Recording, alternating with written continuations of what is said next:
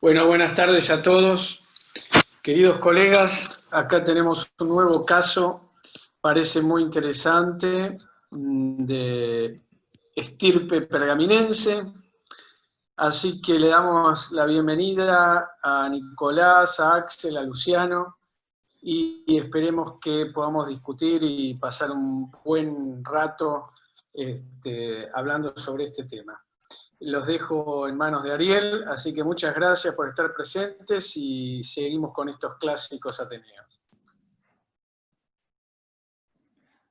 Bueno, muchas gracias Alejandro. Buenas tardes a todos. En este caso vamos a presentar un caso del Centro de Cirugía Bariátrica de Pergamino, un caso muy interesante, muy complejo, como estamos habituados a presentar en este simposio. El presentador va a ser el doctor Nicolás Salandri, que es el fellow del Centro de Cirugía Bariátrica Pergamino. Como comentadores los vamos a tener al doctor Luciano Anglés, que es el responsable del equipo de Pergamino, y al doctor Axel Beskow, que va a ser el comentador contra, digamos. Así que bueno, gracias por su participación. Comenzamos, Nicolás, con la presentación.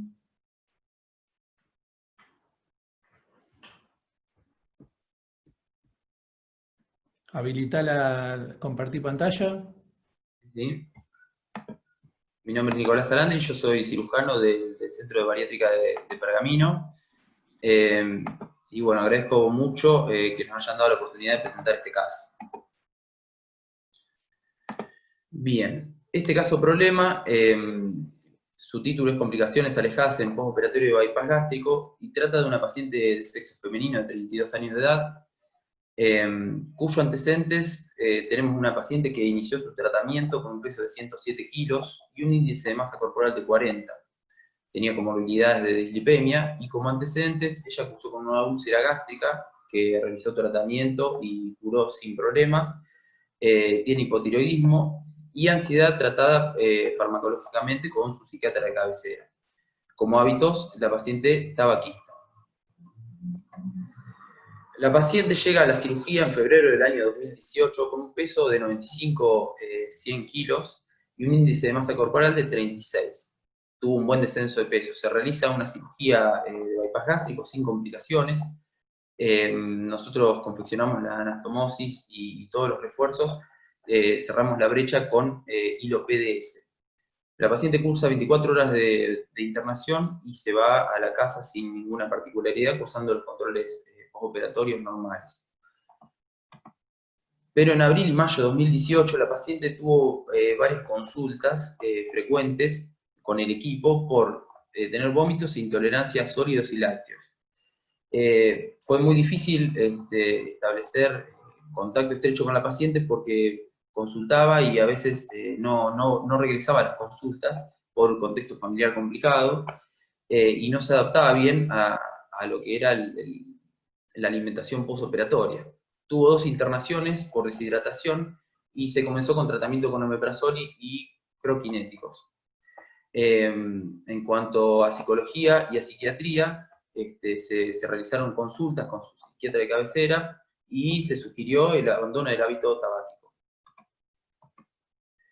La paciente comenzó a descender de peso muy aceleradamente, con un índice de masa corporal de 23 ya en junio de 2018, y se decide realizar una veda porque continúa con la intolerancia. En esa veda se ve una úlcera de la gastroenteroanastomosis, por lo cual se decide un tratamiento con dosperidonas, simeticona y sucralfato, más continuar con el omeprazol. La paciente por su cuenta había tomado ranitidina y se le suspende la toma de ranitidina. Continúa con el hábito tabáquico, por lo cual se sugiere fuertemente que abandone el hábito tabáquico. Acá hay una imagen de un video de la endoscopía de ese momento. Ahí vemos el asa aferente, retrocede el endoscopio, y ahí podemos ver el pouch con cierto grado de estenosis, no demasiado, y una úlcera de la gastroenteroanastomosis. Ahí se congeló la imagen y se ve bien el lecho de la úlcera con fibrina. Ya en julio de 2018 la paciente continúa con la intolerancia a pesar del tratamiento y llega a un peso de 58 kilos 600 y un índice de masa corporal de 22. Ingresa con intolerancia oral y deshidratación y tenía falta de ingesta de alimentos por 7 días. Ella solamente estaba con líquidos y hasta llegó un momento que no toleró más líquidos. Cuando llega a nuestra consulta decidimos la internación de urgencia. Al ingreso a nuestra internación, la paciente tiene un hematocrito y una hemoglobina baja, si bien no estaba en anemia, estaba en el límite. Tenía un sodio bajo de 134 y lo llamativo es que las proteínas totales y la albúmina estaban bajos, que bueno, esto tenía que ver con la intolerancia que tenía, estaba en un cuadro de desnutrición. Le realizamos una seriada gastroduodenal, donde podemos evidenciar un paso filiforme desde el pouch a las alimentarias, bien filiforme el paso, y decidimos hacerle una nueva endoscopía.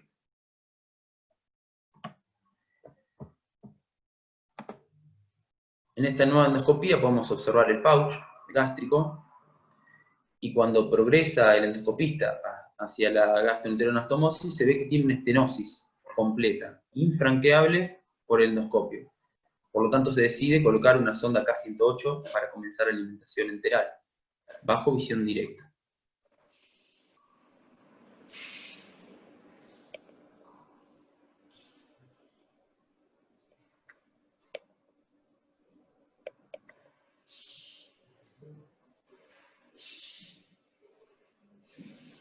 Ahí podemos observar cómo sigue progresando la sonda K108 para comenzar con la alimentación.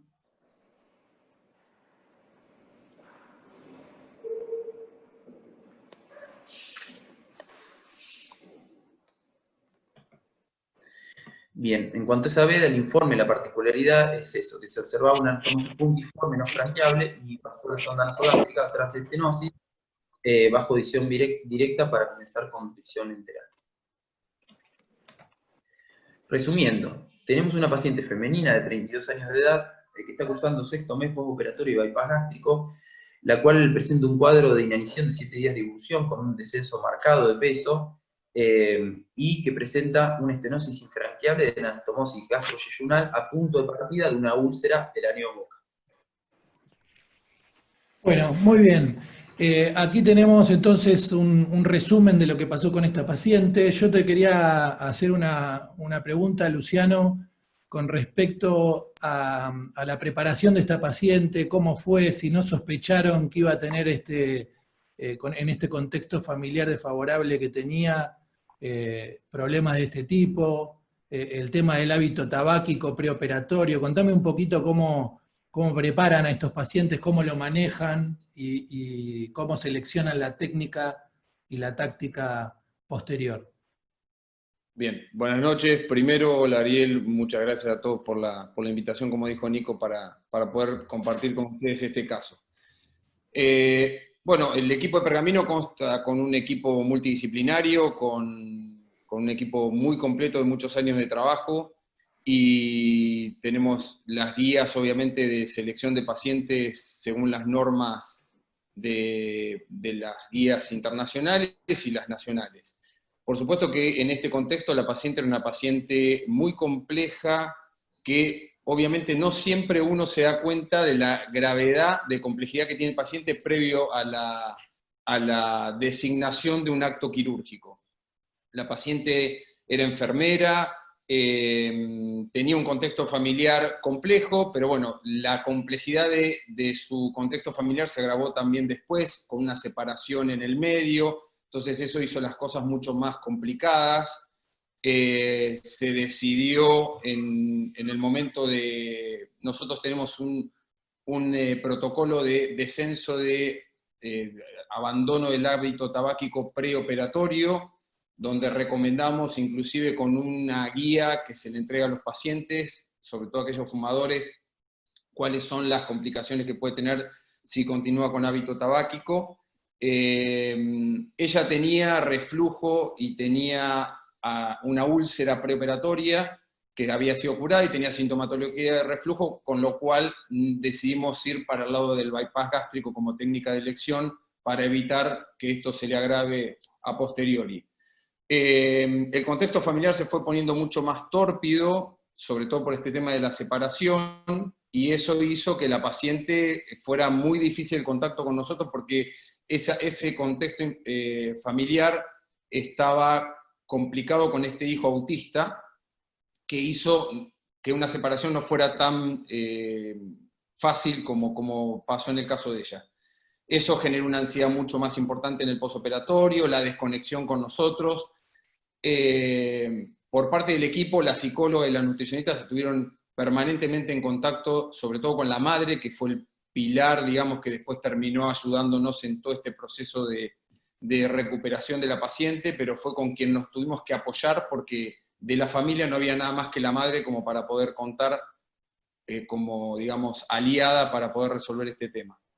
Pero bueno, fundamentalmente a tu pregunta, Ariel, fue la designación de un bypass gástrico por el tema de la acidez y reflujo preoperatoria, y el tema del hábito tabáquico, siempre recomendado preoperatorio para que el paciente sepa cuáles son los riesgos que tiene a posteriori, y eso está entregado en un consentimiento informado que se lo leemos inclusive al paciente, con lo cual eso estaba bien hablado. Pero bueno, obviamente que la situación después se complicó. Seguro, seguro. Bueno, a veces a todos nos pasa que este tema es un fenómeno dinámico muchas veces, que hay cosas que no puede prever, pero bueno, teniendo en cuenta que el tabaco es uno de los factores de riesgo para la úlcera marginal en el posoperatorio de un bypass, por eso quería aclarar este punto, a ver cómo lo manejaban. Axel, ¿vos nos podrías hacer una síntesis de cómo manejar, cuál sería el manejo actual de una úlcera marginal que genera una estenosis como en este caso? Y buenas noches, ¿cómo están? Muchas gracias por la participación, por invitarme para esto. Y gracias por todos los comentarios que se hicieron. Creo que es muy importante todo lo que estuvo comentando Luciano recién de la situación particular de la paciente, ¿no? Porque uno planifica un camino, planifica unas cuantas medidas de prevención de complicaciones y después la realidad puede alterar todo ese proceso. Y creo que en este caso es más que evidente. Referido a lo que vos me estás planteando de cómo manejar o de las cuestiones que tienen que ver con la úlcera marginal y la estenosis, hago un muy breve resumen. La úlcera marginal es un proceso que no es tan frecuente. Cuando uno busca en la literatura, en general el promedio de aparición de este problema ronda el 1%, más o menos en las series de bypass gástrico en Niederrux.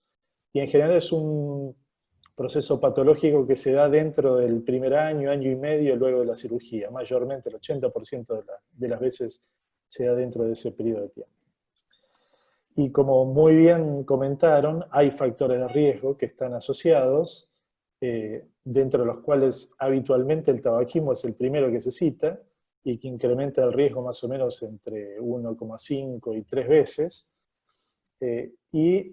Incluso está mencionado dentro de las guías, por ejemplo, de la ASMBS, está la recomendación formal de la suspensión del hábito tabáquico 6 semanas antes de la cirugía.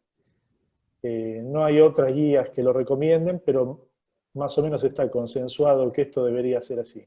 Incluso recuerdo que a principios de este proceso del COVID, de la cuarentena, tuvimos un webinar con la gente de IPSO, y algún cirujano de los que estaban en el panel incluso llegó a mencionar que tal vez si un paciente no abandonaba el tabaquismo, probablemente le pudiera contraindicar el bypass en Niederrux, lo que llevó a una discusión dentro del panel, lo podemos discutir o no, pero evidentemente el tabaquismo es un tema que hay que considerar, por lo menos no hay que minimizarlo, pero uno dice, bueno, paciente que fuma, no fuma mucho, pero es un factor de riesgo, claramente. Eso mismo te iba a preguntar, en tu caso, en tu equipo, vos cuando tenés un fumador muy empedernido que detectás en esa preparación que va a ser difícil que deje el hábito o que minimice el hábito, ¿qué haces? ¿Le haces un bypass? ¿Le haces una cirugía que pueda predisponer a este tipo de complicación o tratás de evitarla? Obviamente que también hay que tener en cuenta lo que dijo Luciano. Si tengo un paciente con reflujo, que va a tener más problemas con el reflujo si le hago una manga que una úlcera con estenosis, evidentemente es más común el reflujo de la manga que lo otro, pero en el caso hipotético que le pueda hacer las dos cosas, ¿optás por un bypass o optás por la manga? No, yo no modificaría la indicación de la cirugía. Sí, sería muy claro con el paciente, le indicaría, si no puede dejar de fumar, que reduzca la cantidad de tabaco, porque parece que también está relacionado la cantidad de cigarrillos que se fuman con el riesgo, ¿no? Hay algunos trabajos que hablan de eso. Y lo que, obviamente, además de concientizar al paciente, yo haría es ser muy enfático respecto de las medidas de profilaxis, de la medicación postoperatoria, que es otro tema que ahora podemos llegar a comentar. Pero no lo contraindicaría. De hecho, justamente la principal indicación de hacer un bypass hoy en día en nuestro equipo es el reflujo, así que probablemente no hay muchas opciones en las cuales me plantearía esa situación. Y respecto de los otros factores de riesgo que están relacionados con la úlcera marginal, el segundo que sigue en riesgo es justamente el antecedente de úlcera péptica. Así que esta paciente me parece que sumaba dos factores muy importantes. La historia de úlcera péptica también incrementa entre 2 y 4 veces más o menos el riesgo de presentar esta complicación. Y después el uso previo de inhibidores de la bomba de protones, hay trabajos que hablan de la longitud del pouch, en el caso del bypass gástrico, que también es un factor de riesgo, la diabetes, y el uso de relativamente altas dosis de antiinflamatorios no esteroides. Todos esos son factores de riesgo que se aceptan como dentro de los conocidos. Así que me parece que en este caso particular, para esta paciente, había elementos importantes.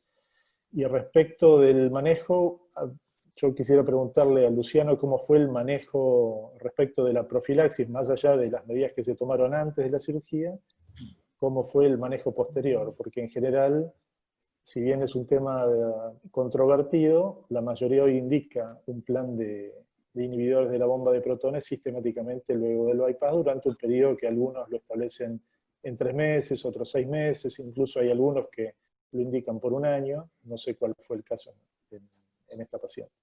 No, en el caso de esta paciente sí se le había indicado por el tema del antecedente previo. Quiero aprovechar que conteste una pregunta de las que estaban ahí con respecto al diagnóstico preoperatorio, que se hace siempre endoscopías.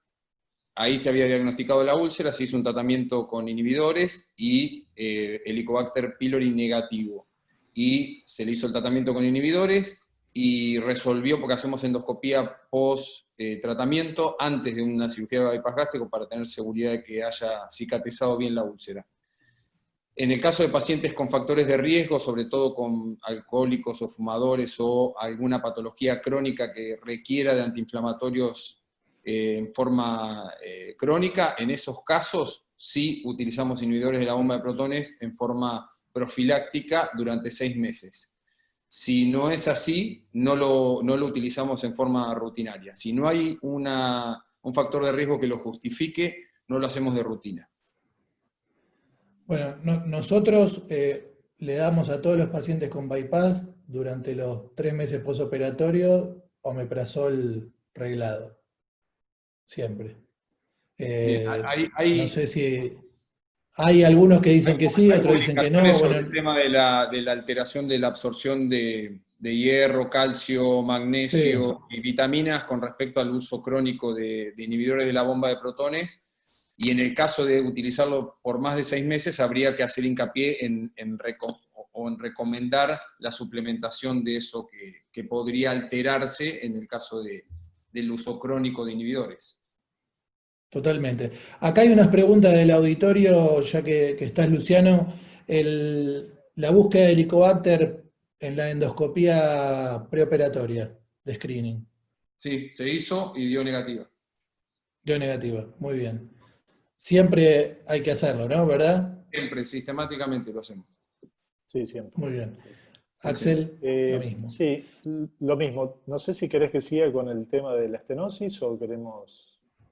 No, sigamos, por supuesto. Bien. Perdón, Ariel, inclusive en la segunda, en esta donde se había descubierto la úlcera, también se hizo Helicobacter. O sea, también se hizo la biopsia para el Helicobacter. Buenísimo. Sí, el Helicobacter como factor de riesgo para la úlcera marginal, hay algunos estudios. De hecho, los pocos estudios que hay hablan de que es un factor de riesgo muy fuerte. Incluso que incrementa el riesgo muchas más veces que el resto de los factores de riesgo conocidos. Pero, como les digo, hay pocos trabajos que sean suficientemente serios, que estén bien hechos como para analizar ese factor. Con respecto, Axel, a los materiales de sutura que uno emplea para la gastroyeyuno, ¿qué opinas de eso?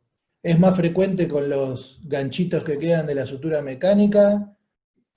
¿Con el hilo que se usa para...? ¿Hay algún dato al respecto de eso? Sí, hay datos, pero no respecto de la incidencia de la úlcera marginal, sino de la úlcera marginal crónica, que es otra situación. Respecto de la aguda, no hay diferencias, hay un trabajo, una revisión sistemática bastante reciente, yo creo que es de hace un par de años, que juntó más de 10.000 pacientes en una serie de trabajos y que comparó las anastomosis manuales con las circulares, con las lineales, y la verdad es que no encontró diferencias significativas en cuanto al índice de úlcera marginal, y ya que estamos, tampoco de estenosis referido a eso, con lo cual no tanto. Pero sí hay trabajos o hay referencias de que la presencia de materiales no reabsorbibles a nivel de la anastomosis pueden perpetuar una úlcera, o sea, hacer que una úlcera marginal aguda se convierta en crónica. Y si uno no soluciona ese factor, si no puede extraer esos cuerpos extraños, es probable que la úlcera siga en actividad, ¿no? Perfecto.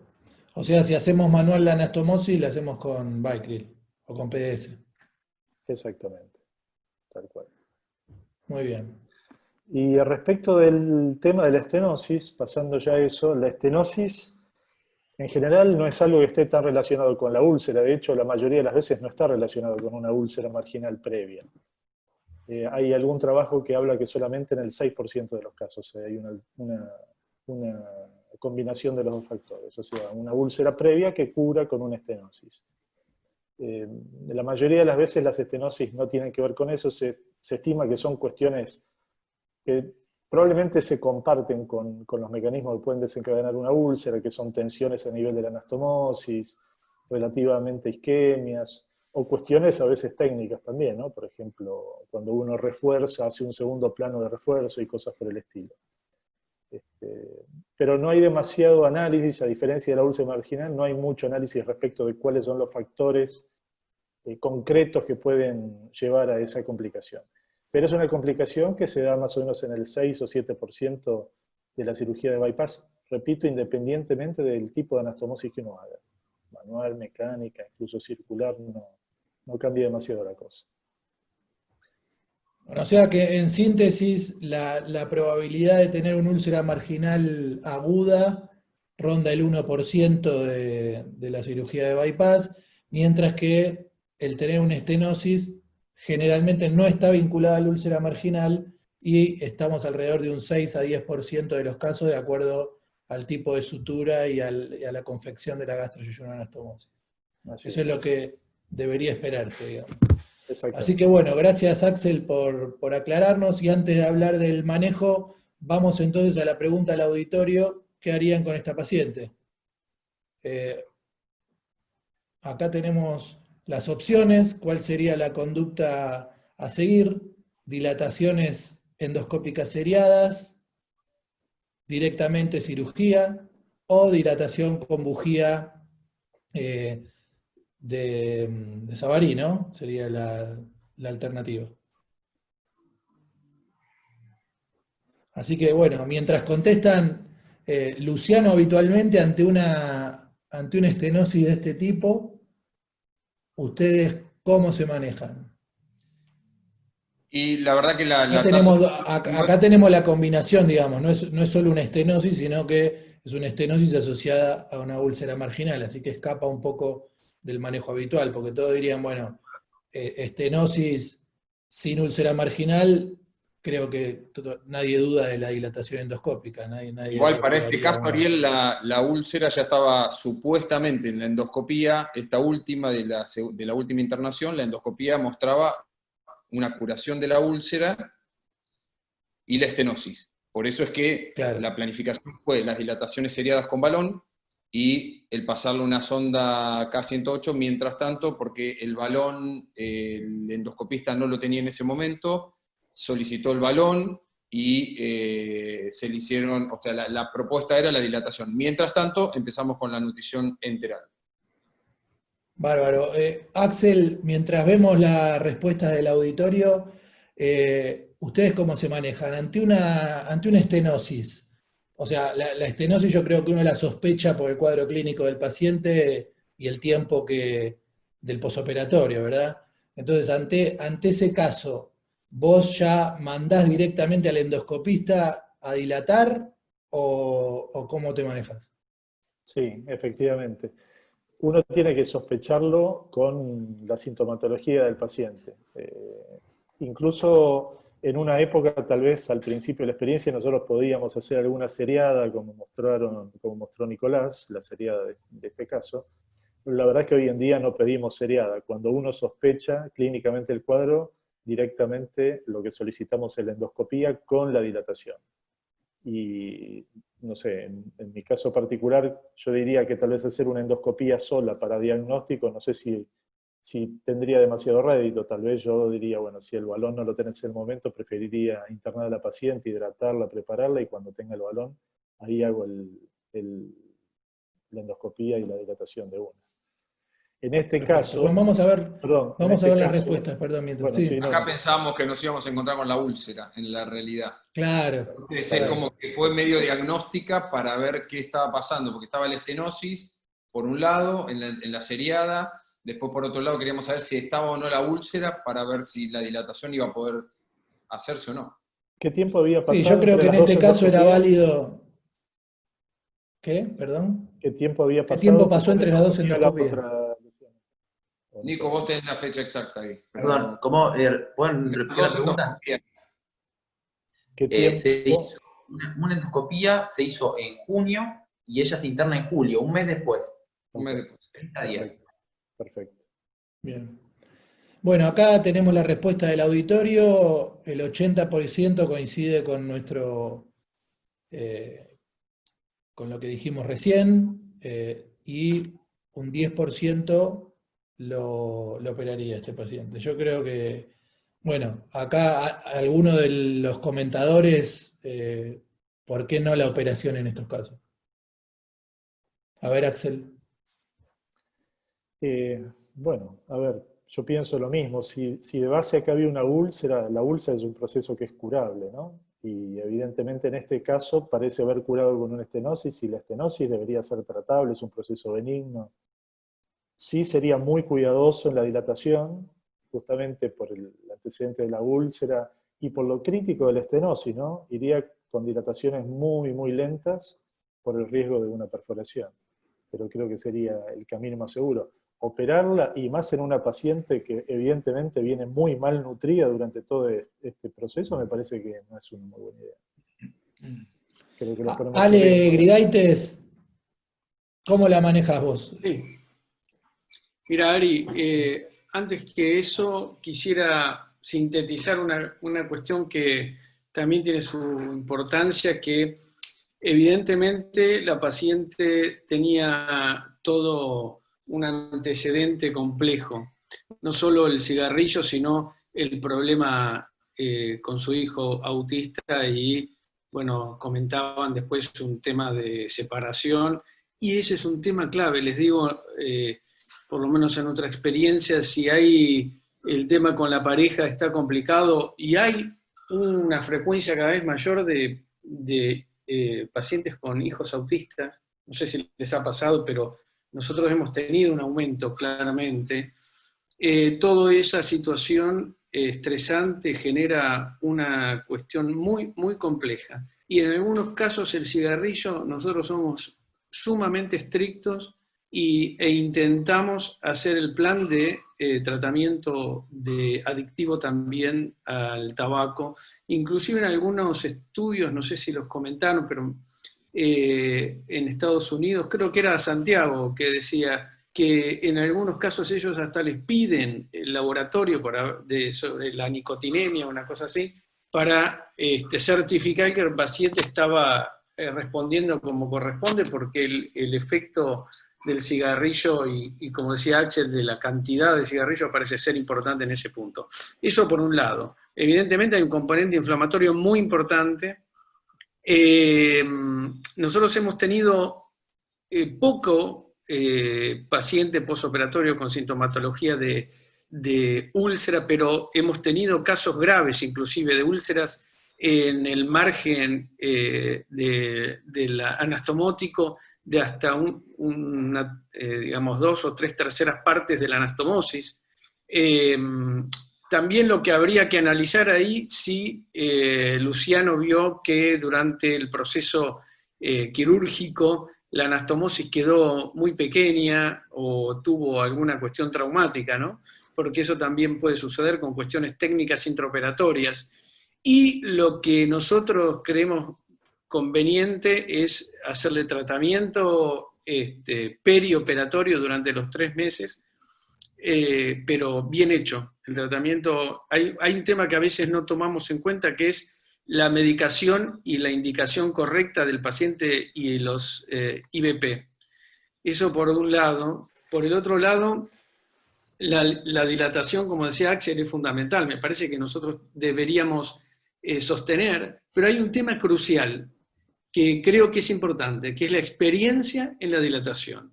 Nosotros hemos tenido endoscopistas que no logran sortear o generar una dilatación correcta en pacientes comunes, y el paciente tiene que hacerse 3 dilataciones, pero ¿por qué se hace 3 dilataciones? Porque el endoscopista no tiene experiencia. Y eso es un dato fundamental. Y evidentemente, durante el proceso agudo hay que hacerlo con cautela, ¿no? Quizás hacerlo en 2 o 3 citaciones, no hacerle una dilatación completa en la primera dilatación, ¿no? Ese, por lo menos, me parece que es un tema global que hay que intentar, pero la experiencia del endoscopista para mí es fundamental. No sé, me queda alguna idea, gracias, pero bueno, Ale. después me voy a acordar. Bárbaro. Un punto es ¿qué que, hicieron? perdón, Sí. Axel, Ariel, perdón, un único tema, último tema.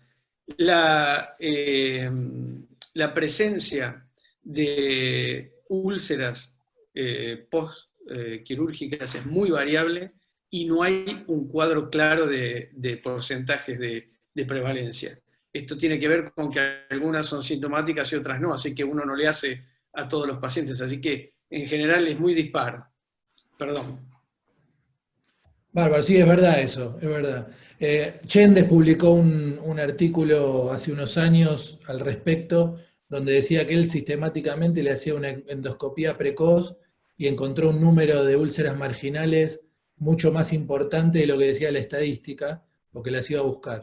Pero la mayoría de esas no eran asintomáticas y curaban solas, con lo cual me parece que no es relevante para indicar una endoscopía precoz. Nosotros generalmente la hacemos al año y encontramos una muy baja incidencia de úlceras marginales, que creo que todo el mundo hace lo mismo.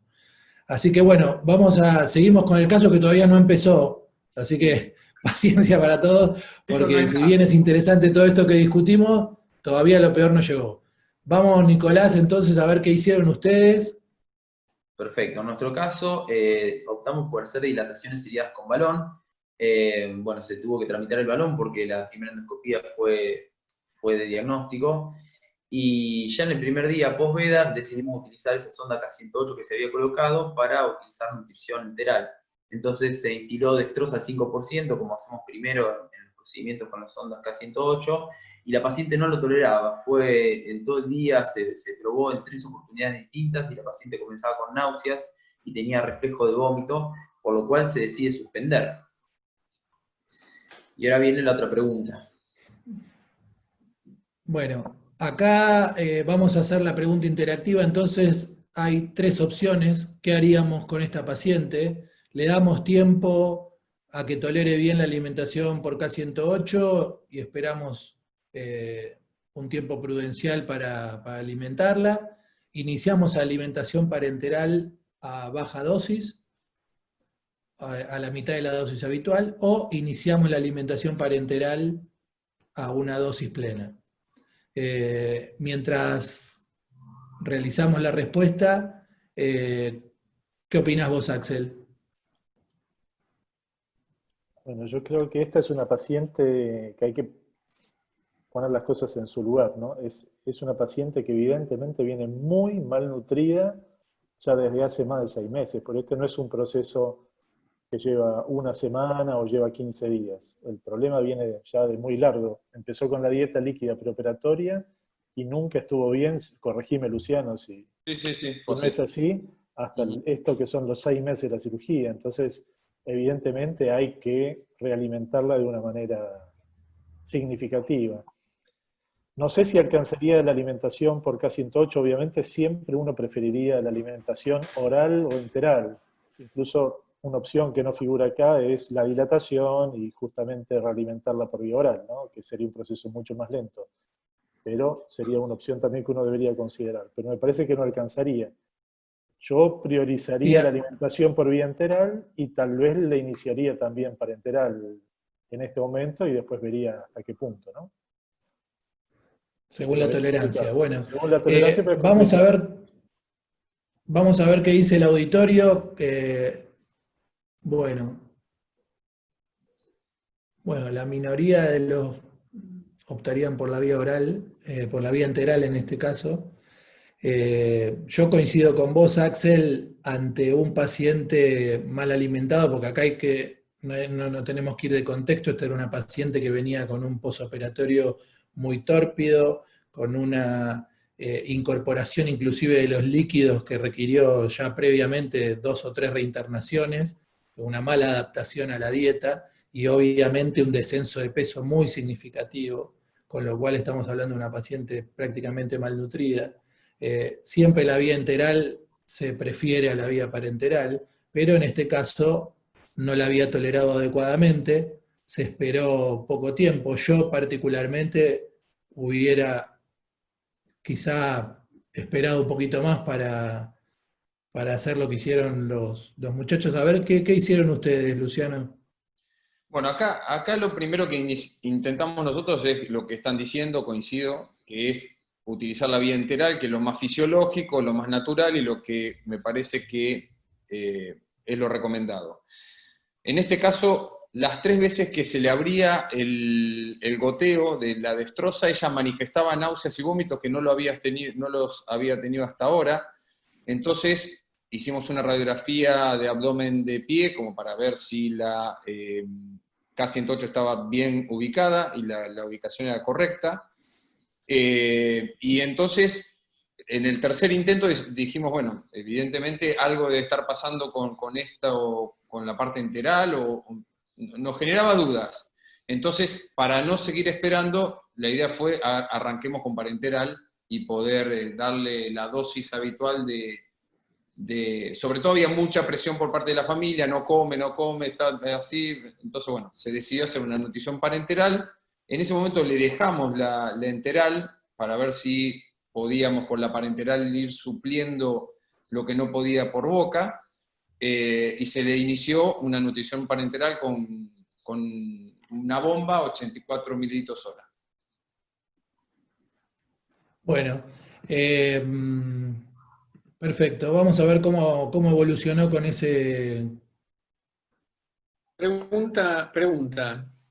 ¿Se les ocurrió que tuviese algún problema, digamos, distal de delgado que no tenga tránsito asociado, digo, a este tema, ¿no?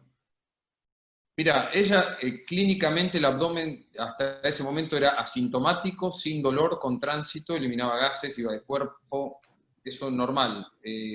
Lo que toleró hasta ese momento y durante todos esos meses posoperatorios tenía una tolerancia y un ritmo evacuatorio normal. Así que no sospechamos que hubiera un stop por debajo porque hubiera clínicamente manifestado esto previamente, ¿no? Bueno, igual también tenía causa suficiente como para tener todos estos síntomas, digamos. Sí, claro.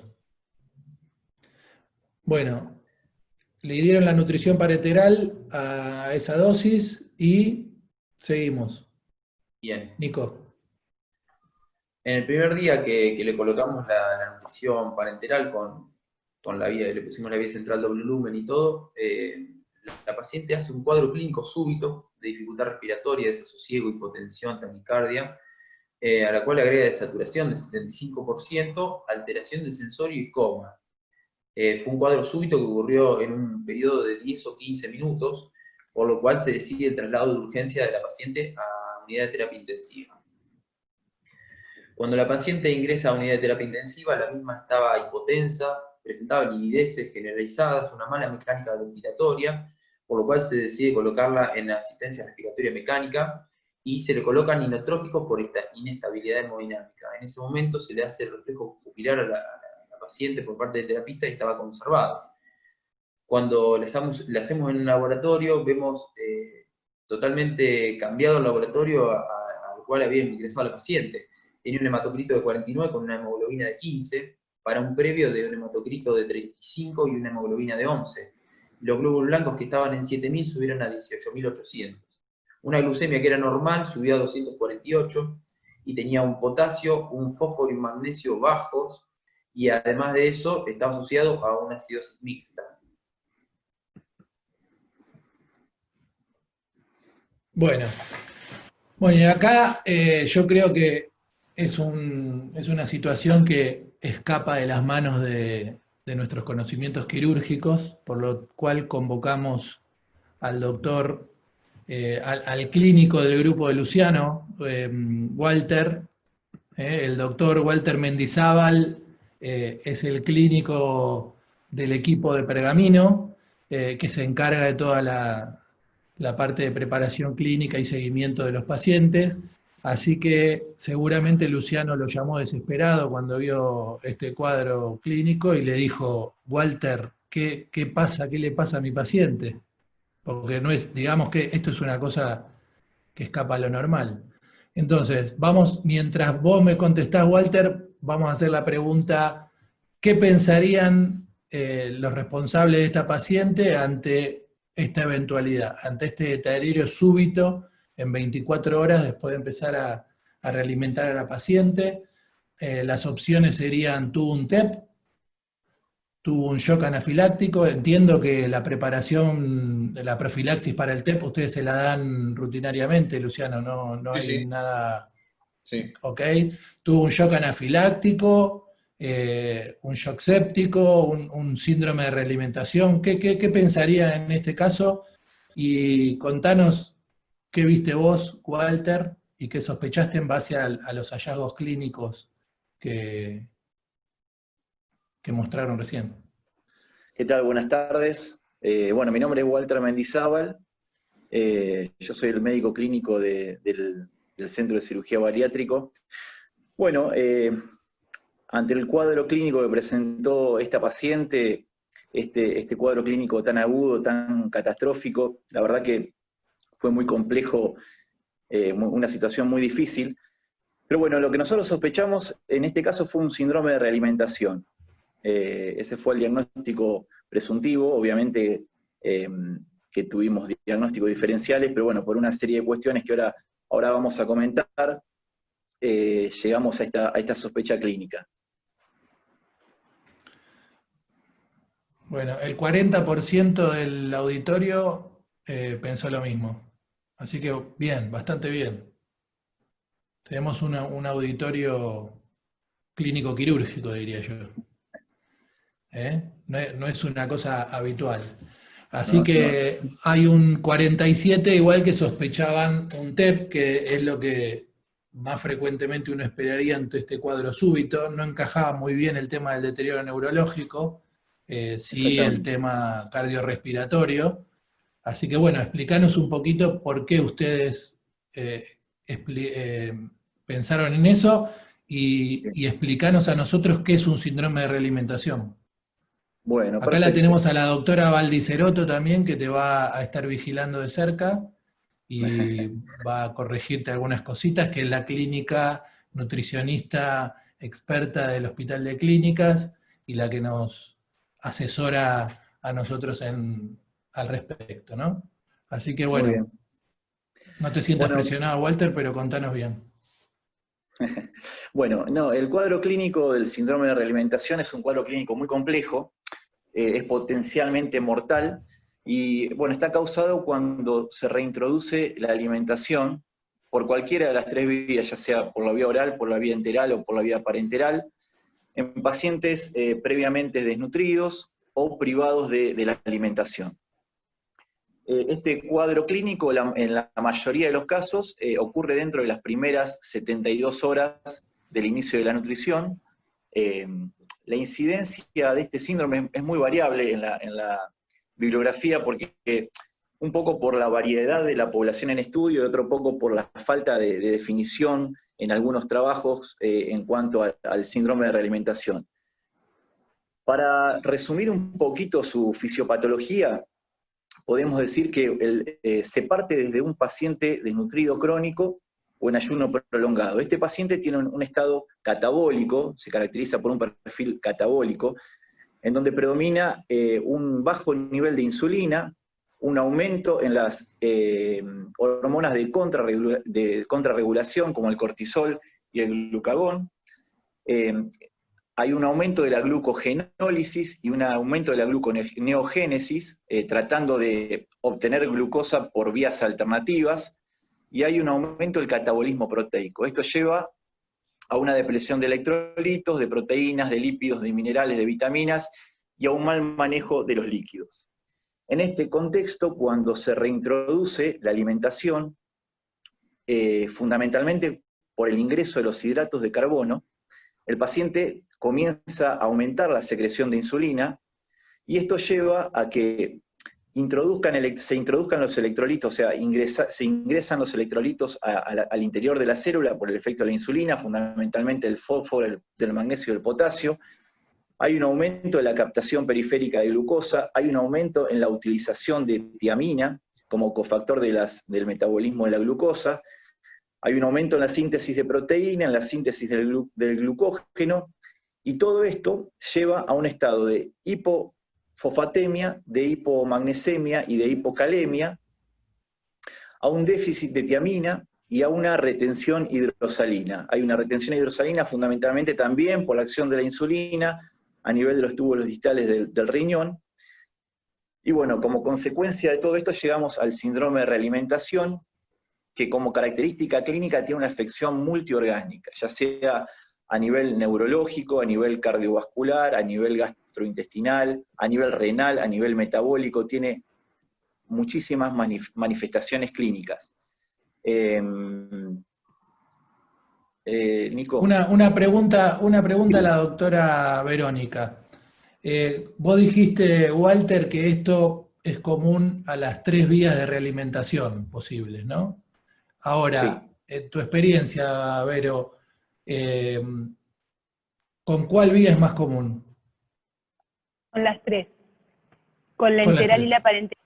Con la enteral y la parenteral también. Con la oral, como los pacientes que nosotros alimentamos, yo me dedico a hacer soporte nutricional, entonces cuando recibimos a pacientes que generalmente llevan por lo menos una semana de evolución, porque mientras tanto lo esperan de que tolere la vía oral, excepto que algunas excepciones que ya saben que los pacientes no van a poder recibirlo, pero puede ser por las tres vías, porque el desencadenante es la glucosa, ¿sí?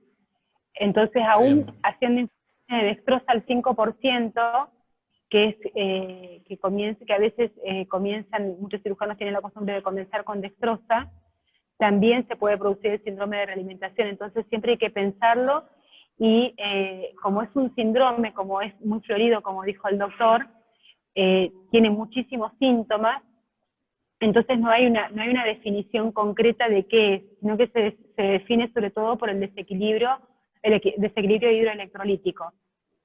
Pero es Bueno, frecuente por las... por las tres vías. Sí. Bueno, gracias, Vero. Seguimos entonces, ¿en qué paciente tenemos que sospecharlo, Walter?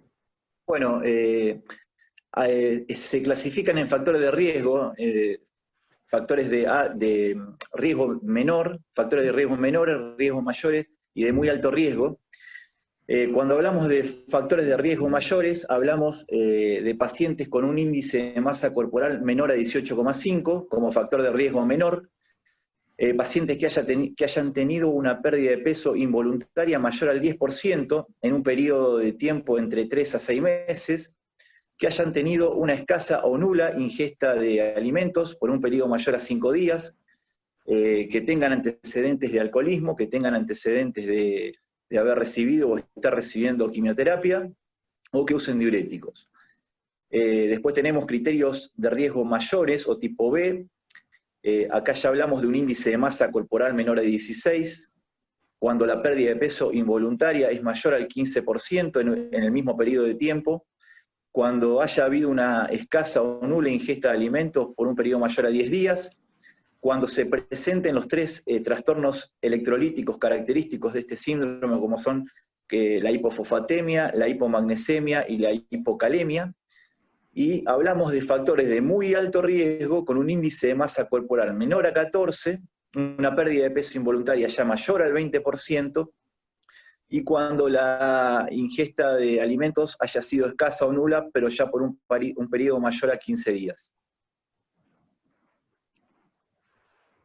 Bueno, con estos datos podemos definir el diagnóstico de síndrome de realimentación, y se clasifican en 2 tipos. Tenemos el síndrome de realimentación inminente, cuando el paciente dentro de las primeras 72 horas de haber comenzado la alimentación, la realimentación, el fósforo disminuye un 30% por debajo de su valor basal, cuando concurren 2 cambios electrolíticos por debajo de lo normal, sobre todo del magnesio y del potasio, y cuando a estas características del síndrome inminente se le suman los 3 síntomas clínicos cardinales, que son la taquipnea, la taquicardia y los edemas, podemos hablar de un síndrome de realimentación establecido.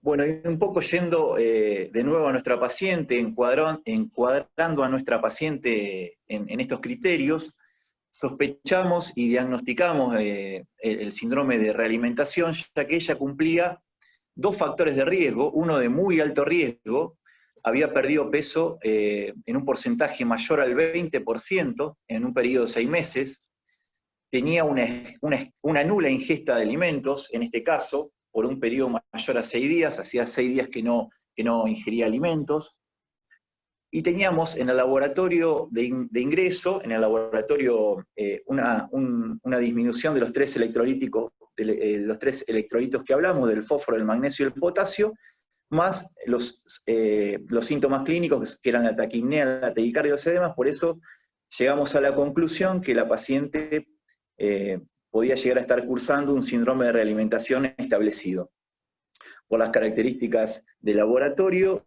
y a eso se le sumaba toda la manifestación clínica que presentaba.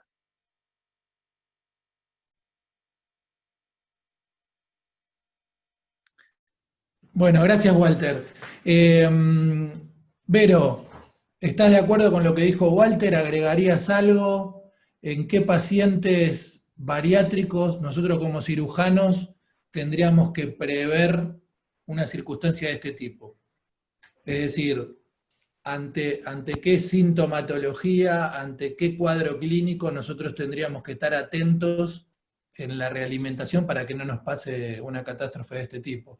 Mientras vos contestás, le voy a pedir a Ornella que ponga una pregunta. Vamos a preguntarle a todo el auditorio si alguna vez vieron un síndrome de realimentación dentro de sus pacientes, ¿no? Si alguna vez tuvieron este problema. Y le voy a preguntar después a Axel también. Contanos, Vero. Bueno, yo sospecharía este tipo de cuadros se sospecha en todos los pacientes que vienen malnutridos previamente. El obeso es un paciente malnutrido que además, en este caso, que son los pacientes que se complejizan, vienen con historias ya de varios meses de desnutrición, como había hecho el doctor Besco. Esta en realidad es una paciente desnutrida, severa, independientemente del peso, porque viene hace varios meses con una alimentación subóptima, con un descenso de peso que fue mucho más allá de la cirugía bariátrica, no fue un descenso de peso controlado, y se sospecha en todo paciente que haya sufrido un estrés, en este caso, pero como estamos hablando con cirujanos, un estrés quirúrgico, y que haya pasado un ayuno, no importa de cuánto tiempo, pueden ser 3 días, pueden ser una semana, porque son pacientes también, muchos de los pacientes que operan ustedes son pacientes oncológicos, entonces son pacientes de alto riesgo. Hay que pensarlo el síndrome de realimentación, o sea, hay que tenerlo en mente, y el tratamiento es la prevención del síndrome, ¿sí? Es la preparación previa a la realimentación, digamos, a cuando vamos a alimentarlo ya sea por vía enteral o por vía parenteral. Cuando es por vía oral, no ocurre con frecuencia, no nos pasa porque son pacientes que uno les va iniciando la alimentación en forma progresiva. Comienzan con líquidos y de a poco va incorporando los alimentos y el mismo paciente va regulando los ingresos, ¿sí? Perfecto. En el caso Respuesta entonces, ante nosotros, la mayoría de lo que te está viendo son cirujanos bariátricos, ¿sí?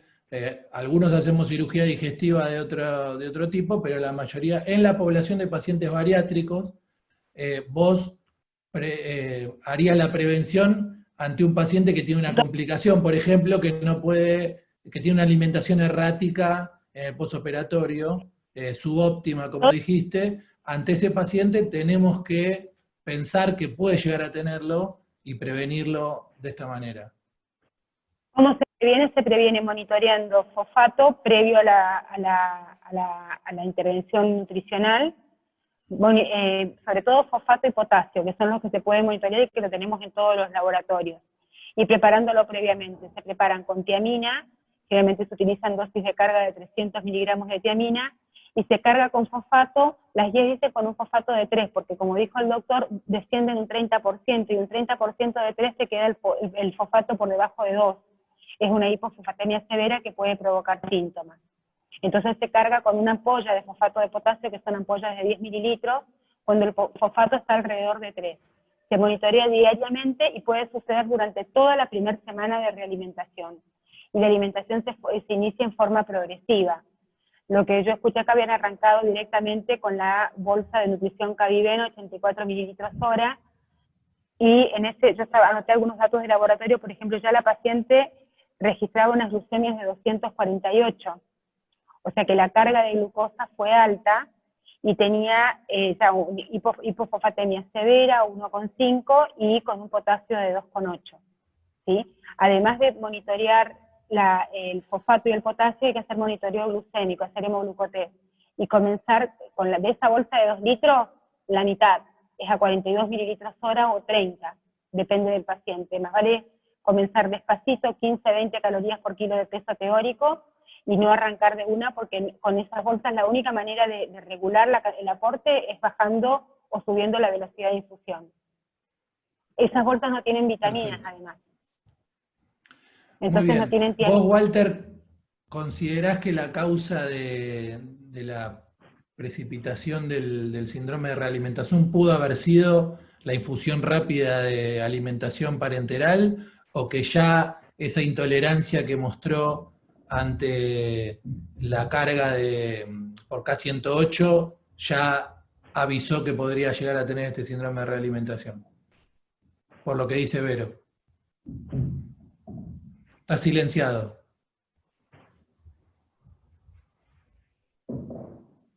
Está silenciado, Walter. La velocidad, pienso que fue un poco la velocidad de infusión, como dijo la doctora, y por ahí la cantidad de calorías administradas en forma aguda, digamos. Pienso que ante el ingreso de esa sobrecarga de hidratos de carbono con la alimentación y en el paciente que teníamos, desencadenó toda la cascada de eventos clínicos que después sucedieron. Y la falta de preparación previa, ¿sí? Monitorear fosfato, potasio inicialmente. Bien. Y la carga con tiamina para prepararla a la paciente, porque la tiamina es cofactor de todas las vías metabólicas prácticamente, y forma el ATP, ¿sí? La adenosín trifosfato.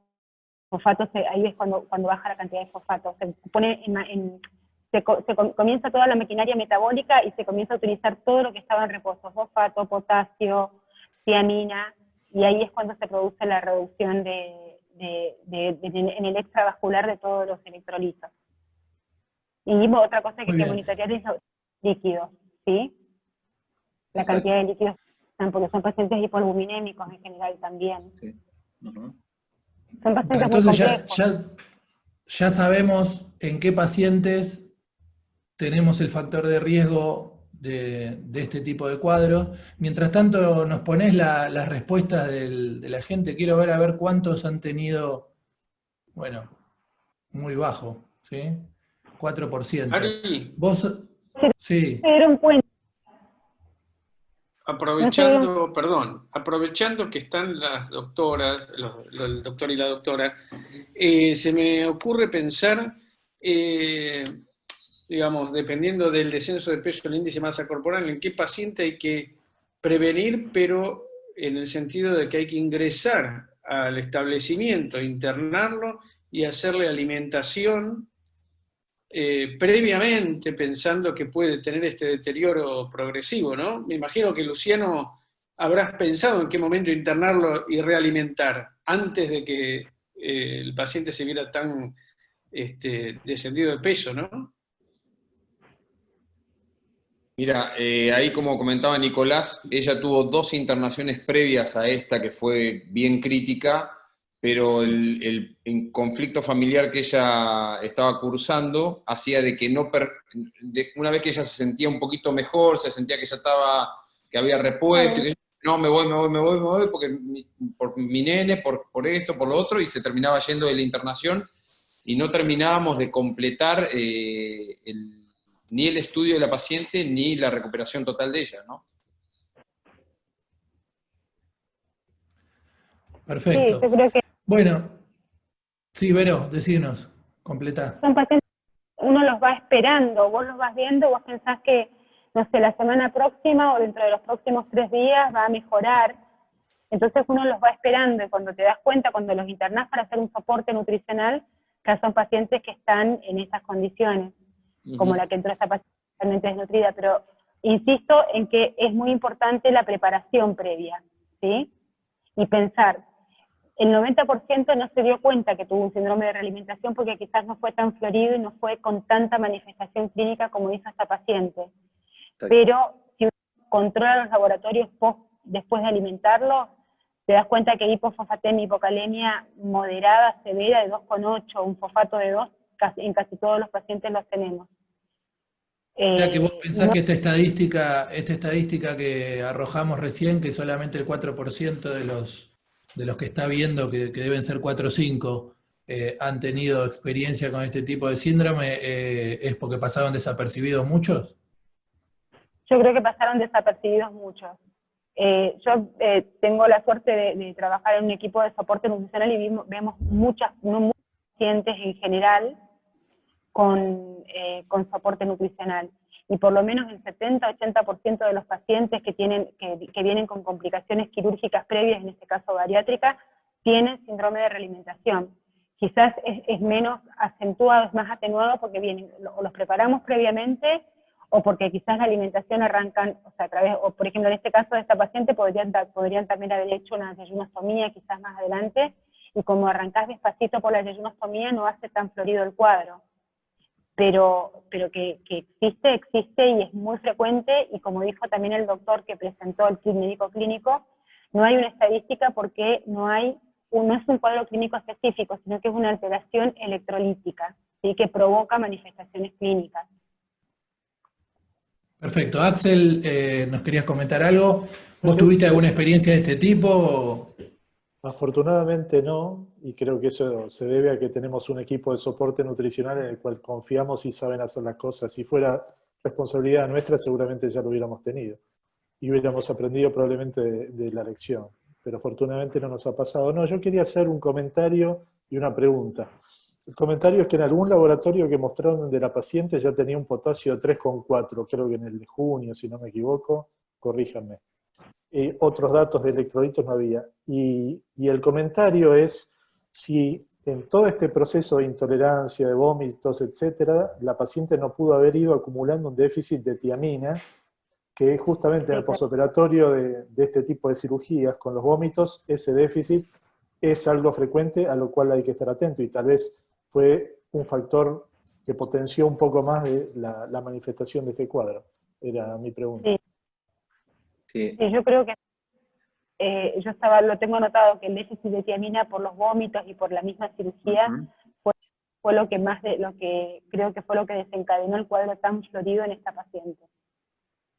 Y el cuadro seguramente habrá venido con una hipocalemia moderada por los vómitos. Y sobre todo la gran manifestación neurológica que tuvo el cuadro clínico que presentó, ¿no? Sí. Sí. Bueno, muy bien.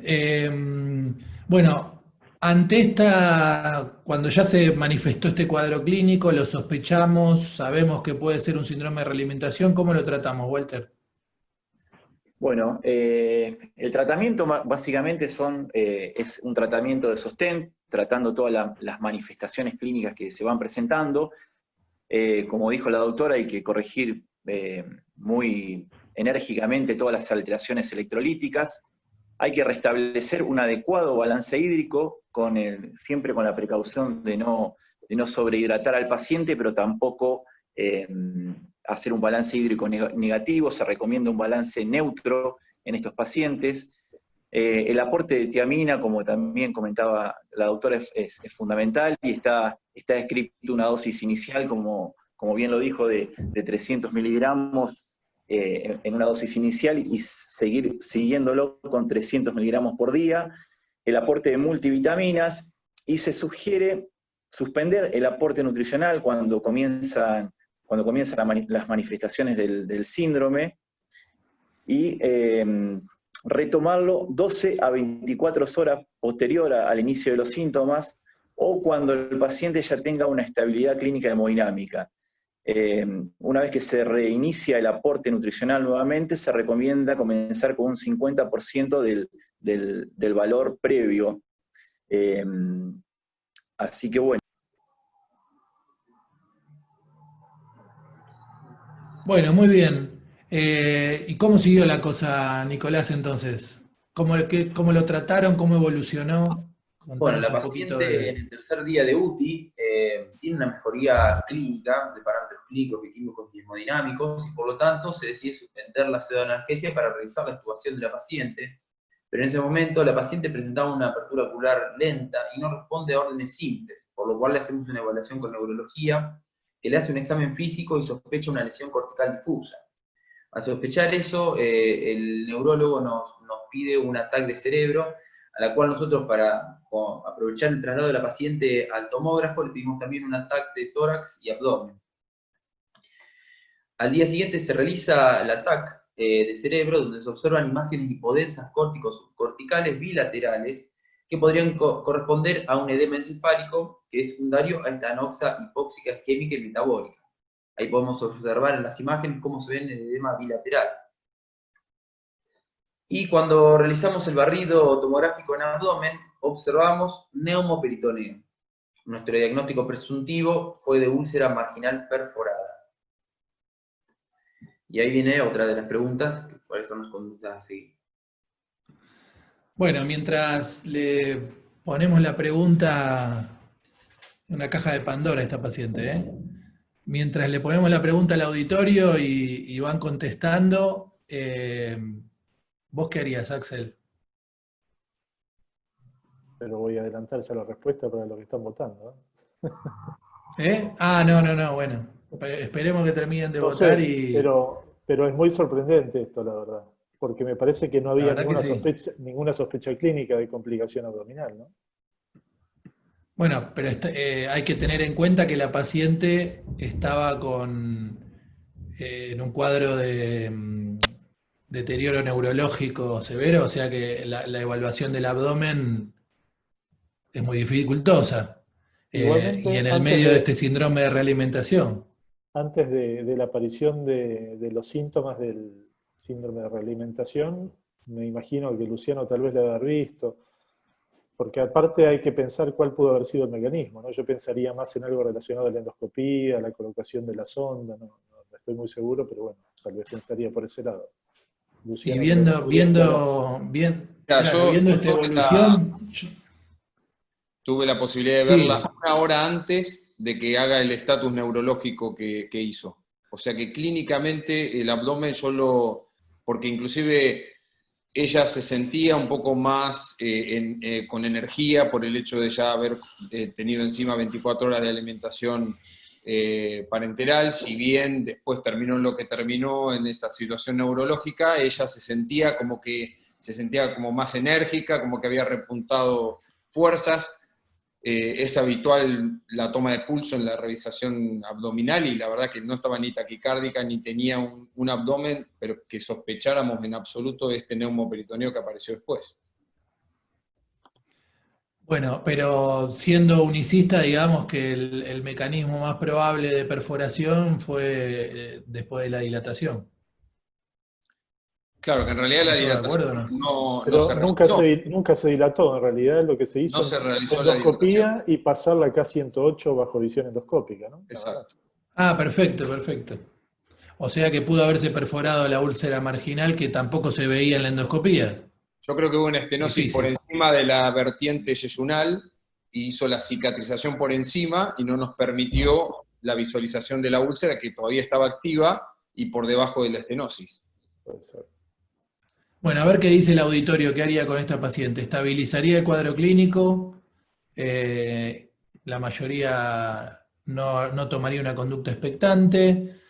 Tratamiento endoscópico 20% y la mayoría estabilizaría el cuadro clínico y la operaría. Creo que todos coincidimos con eso. Axel, ¿vos qué decís? Pienso que sí, igual no creo que sea una decisión tan sencilla. Sobre todo con una paciente con deterioro neurológico, que uno no puede hacer semiología del abdomen, uno no está tan seguro del impacto, ¿no? Aparte me imagino que los parámetros hemodinámicos a esta altura deben haber estado estabilizados, entonces si uno tiene una paciente que está estable, que no está hiperdinámica, no está hipotensa, no tiene requerimiento de inotrópicos, por ejemplo, y es inevaluable el abdomen, uno miraría más la tomografía si hay líquido libre o algún elemento que fundamente más la indicación de una cirugía. A priori uno pensaría que hay que operarla, por supuesto, neumoperitoneo es perforación de víscera hueca, y yo hubiera pensado, más que en la perforación, repito, en la endoscopía y que tal vez la sonda de la K108 cuando pasó desgarró algo o lo que fuera, y pensaría en ese caso en operarla, asumiendo que tal vez el proceso sea un proceso que ya lleva varios días de evolución, y que lo estamos subestimando porque no tenemos forma de medirlo semiológicamente, ¿no? Ahora te hago una pregunta, Luciano, porque ahora con todo lo que vos nos contás y con el diario del lunes es más fácil, ¿no? En ese momento, ¿no se te ocurrió que todas estas manifestaciones clínicas pueden ser debidas a un shock séptico por esta perforación que pasó desapercibida? ¿Fue uno de los diagnósticos Sí, a para tener haber en cuenta? un shock séptico y que la causa hubiera sido o sea, ¿te referís al desenlace del coma que ella terminó teniendo? Al cuadro clínico súbito, agudo y todo el desarrollo posterior que tuvo. A ver, yo hubiera ¿Cómo? pensado en un shock séptico en comparación a este síndrome de realimentación si la paciente hubiera tenido como desenlace el coma, pero hubiera tenido, en el caso del shock séptico, un cuadro clínico que hubiera venido en avance, o sea, una paciente con fiebre o taquicardia o un abdomen doloroso, por lo menos dolor, o sea, alguna clínica de manifestación abdominal deberíamos haber tenido. Y realmente no la tuvimos, y fue abrupto y con un componente neurológico fundamentalmente. El cuadro clínico, una vez que se estabilizó y logramos con inotrópicos mejorar su estado hemodinámico, la paciente cuando empieza a despertar, neurológicamente había algo ahí que estaba comprometido y eso nos hizo pensar aún más de que el cuadro clínico había sido este síndrome de realimentación. Perfecto. Walter, ¿alguna aclaración desde el punto de vista clínico? ¿Cómo diferencio ante este hallazgo? ¿Se te ocurrió a vos pensar en algo séptico o directamente vos estabas enfocado, estás muteado, estás enfocado en el, como dice Luciano, más convencido que nunca que era un síndrome de realimentación? No, en realidad, por supuesto, fue uno de los planteos diagnósticos diferenciales. O sea, básicamente yo pienso que para diferenciarlo del shock séptico, el estado previo del paciente, como decía Luciano también, teníamos una paciente con un cuadro de desnutrición, de falta de ingesta de alimentos, y no teníamos por ahí un cuadro infeccioso mal resuelto, que estuviera evolucionando a un síndrome de inflamación sistémica, a una falla orgánica. Después lo que nos llamó la atención también, si bien comparten la mayoría de las manifestaciones clínicas, como la taquicardia, taquipnea, hipotensión refractaria y demás, nos llamó la atención lo agudo del cuadro y el gran componente de manifestaciones neurológicas que tenía, y además que coincidía con el inicio de la realimentación, o sea, el paciente desnutrido, le pusimos la alimentación enteral y al otro día empezó con todo este cuadro clínico. Y bueno, y hablando un poco del laboratorio, es muy difícil de diferenciarlo porque por supuesto tiene acidosis metabólica, acidosis láctica, alcalosis respiratoria, o sea, comparte la gran mayoría de las características analíticas del laboratorio, pero bueno, tenemos también las 3 características típicas del síndrome de realimentación, que es la hipofosfatemia, la hipomagnesemia y la hipocalemia, y eso, bueno, nos orientó un poquito más hacia el diagnóstico final que hicimos, ¿no? Una preguntita. Perfecto, correcto. Sí.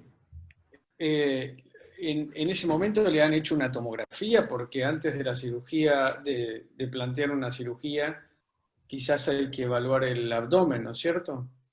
¿Tenía tomografía previa o...? Digamos, No, ahí fue donde le hicieron le hicieron la tomografía.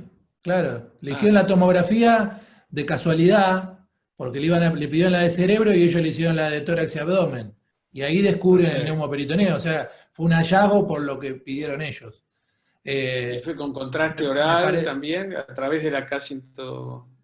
No, la K108 ya no la tenía, porque una vez que la paciente pasó por vía parenteral las primeras 24 horas, se sacó o nos pidió que le sacáramos la sonda K108, se retiró, y después de esto, a los 3 días de iniciado el cuadro del coma, los neurólogos opinan que hay una lesión cortical difusa, por la no recuperación de la paciente. La paciente no se recuperaba aún habiéndole disminuido la pseudoanalgesia. No tenía motivos para seguir estando dormida.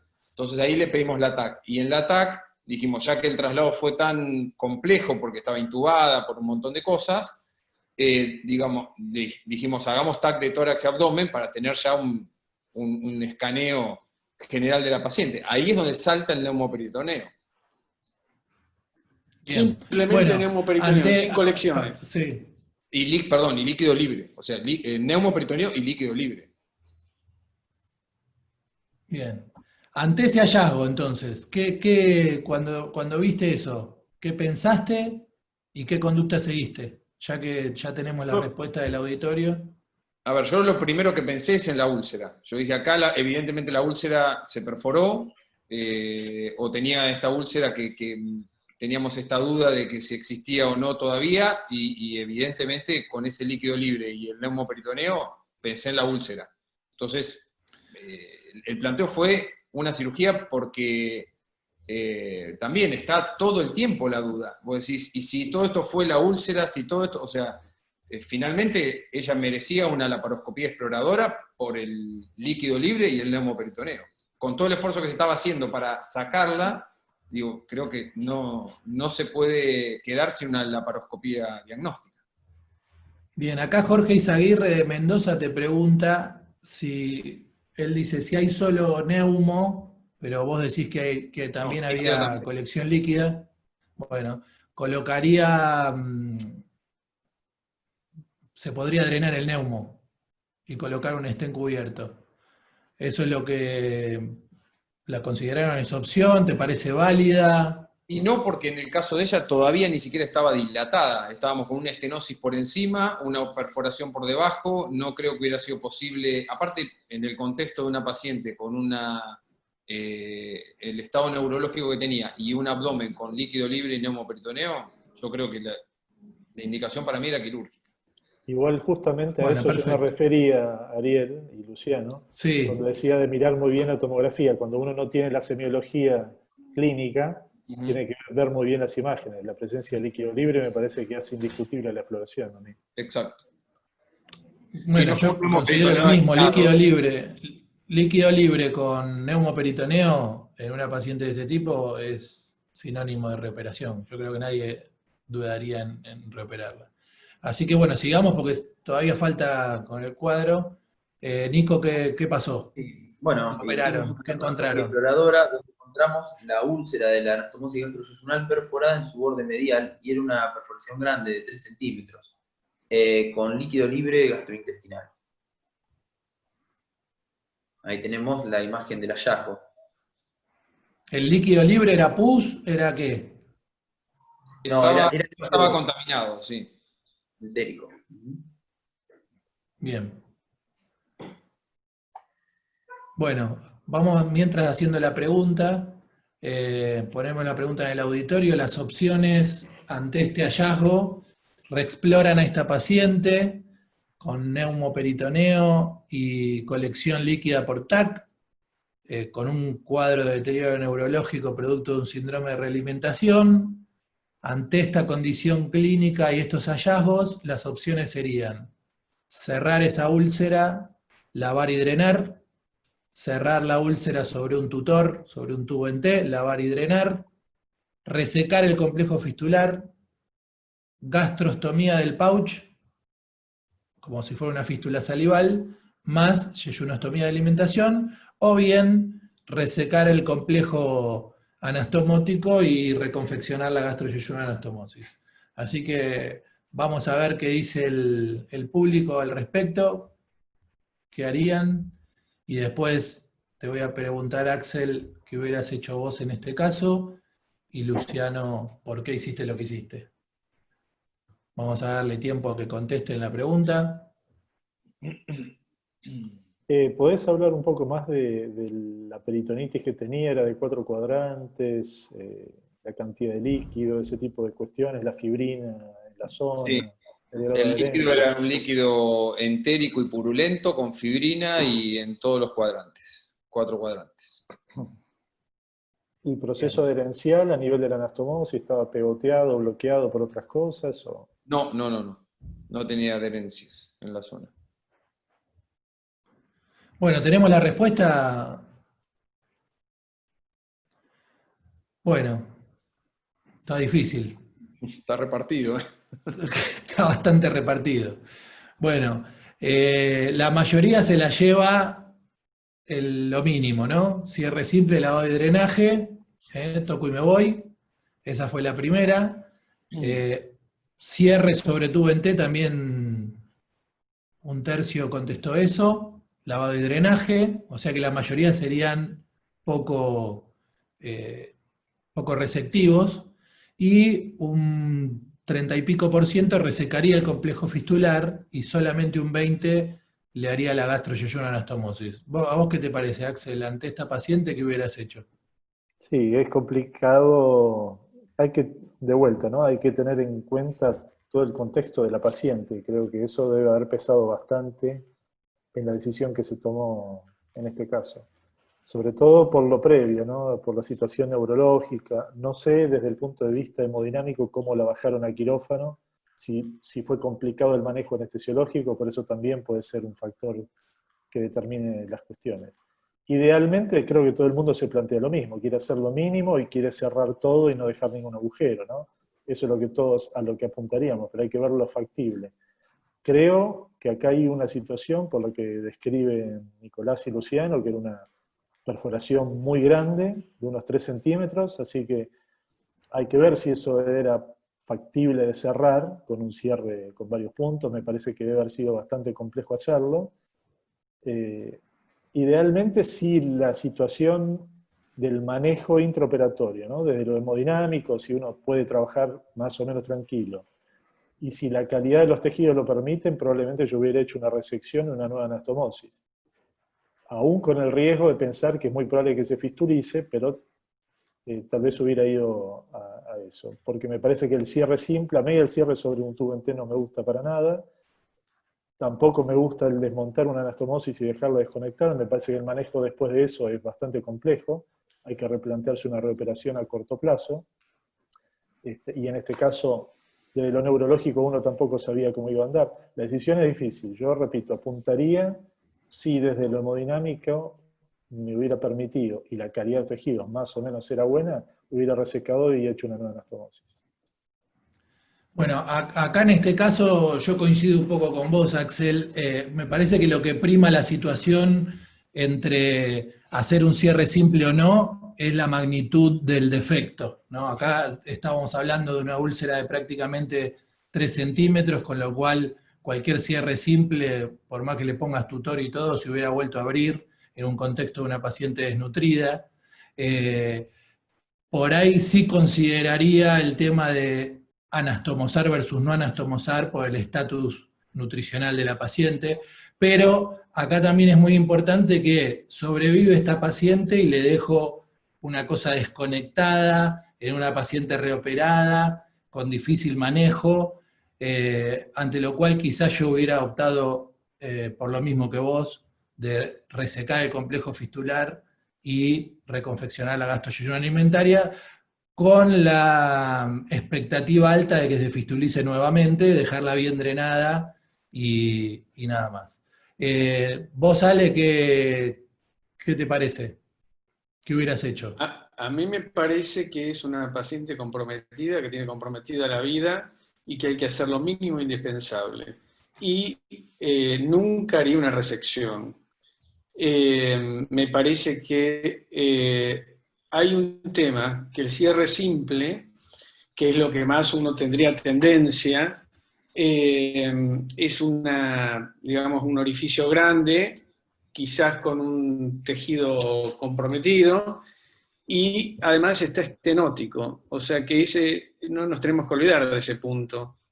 Quizás el tema del tubo en T y la Petzer no es una mala alternativa para salir de una situación hiper extrema, en la cual uno debe tomar una actitud, digamos, de salvataje. Esa es mi visión, por lo menos, ¿no? Bueno, y vos, Luciano, que estuviste ahí, ¿por qué decidiste lo que decidiste y qué decidieron? A ver. Yo creo que el concepto que primó en nosotros, esta paciente lo operamos con Camilo Abud, que es mi socio, y Nico. La verdad que fue discutido el tema porque era una decisión difícil, pero acá primó el concepto de control de daño. O sea, la idea fue, tenemos una paciente que si pensamos en un síndrome de realimentación, la malnutrición es extrema y severa, con lo cual reconstruirla iba a ser caótico. El cierre simple en una perforación de 3 centímetros y nos iba a quedar una estenosis por debajo de la estenosis de arriba, o sea, tampoco nos parecía que era posible en ese contexto. Era un complejo anastomótico que tenía que desaparecer porque no se veía por ningún lado. Entonces el concepto para nosotros, y sobre todo el contexto de la peritonitis. Entonces la idea fue resección, y sin olvidarnos del estado neurológico de la paciente, que los conceptos del neurólogo no nos decía muerte cerebral, pero estaba por ahí cerca. Hablaba de lesión cortical difusa, de difícil resolución. Entonces, bueno, en este contexto fue, bueno, resolvamos algo con el concepto de control de daño, resección, hacer una fístula mucosa y una alimentación enteral, una yeyonostomía de alimentación, multidrenajes, y después cuando la paciente recupere su estado neurológico o mejore la situación, que lo sospechábamos que iba a pasar en el corto tiempo, la reanastomosis o sea, la reoperación para poder anastomosar esto nuevamente, en otro contexto. Bueno, lo tengo al doctor Izaguirre, que se me sale de la vaina, que me echó 82 preguntas en 3 minutos y quiere opinar al respecto de este cuadro. A ver, Jorgito, bienvenido, gracias por tu comentario. Contanos qué te parece a vos. ¿Qué tal? ¿Cómo están? Muy bueno, espectacular el caso, terrible. Nunca había tenido un caso así.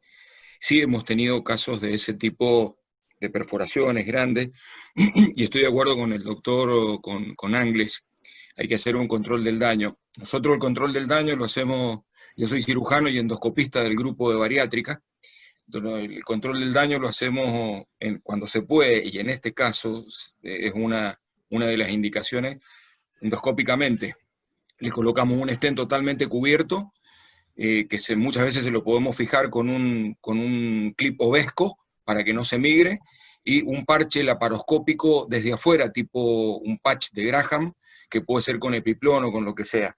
No hacemos resección y anastomosis por un campo, porque todo el campo está peritonítico, entonces por ahí la sutura se puede comprometer y se puede fistulizar.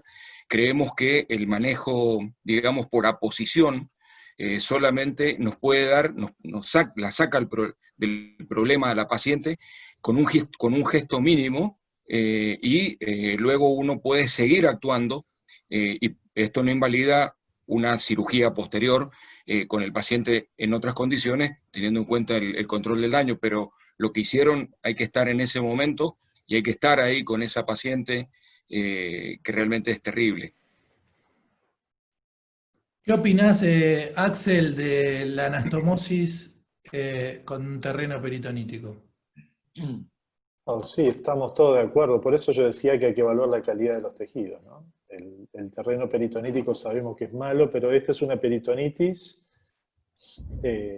a punto de partida de una fístula prácticamente salival, probablemente con no tanta contaminación como otras, ¿no?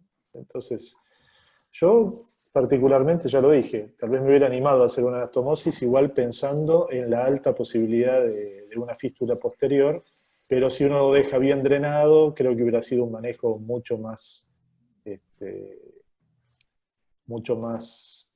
previsto que el de una fístula que uno obviamente no anticipa, ¿no? Si dejas drenajes, eventualmente ahí sí, después uno le pone un stent.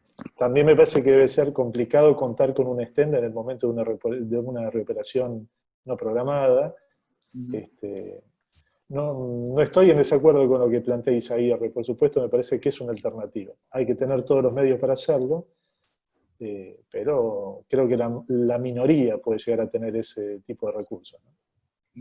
No, coincido. Yo creo que ellos por ahí tienen los insumos necesarios como para hacerlo, y esto fue en 24 horas la decisión de operar o no operar, menos de 24 horas, o sea que no cualquiera, como decís vos, por más que esté en un centro avanzado, por ahí el stent lo tenés que pedir, no te llega, el ovesco para fijarlo, o sea, tenés que tener todo a mano. Es una opción, sí, yo entiendo que es una opción, pero, digamos, no es la que uno tiene más a mano, Jorge.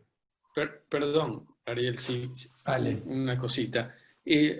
Porque dijeron control de daños, pero control de daños y control de vida, digamos. El control de daños es hacer lo mínimo indispensable, ¿no?